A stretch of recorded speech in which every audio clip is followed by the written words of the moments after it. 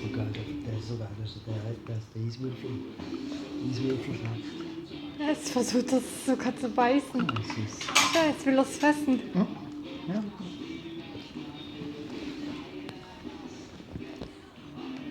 Er macht es nur, wenn du es festhebst.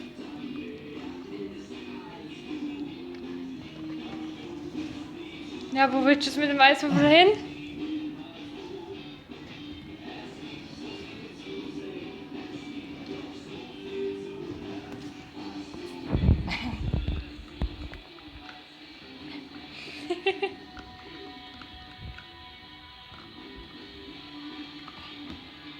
Der frisst ihn.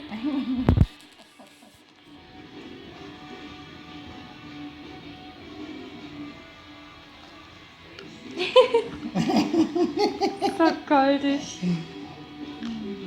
Wie er versucht reinzubeißen. Mhm.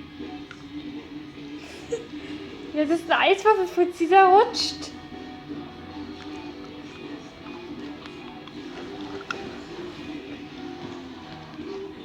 Jetzt hat er ihn in die Hälfte gebissen.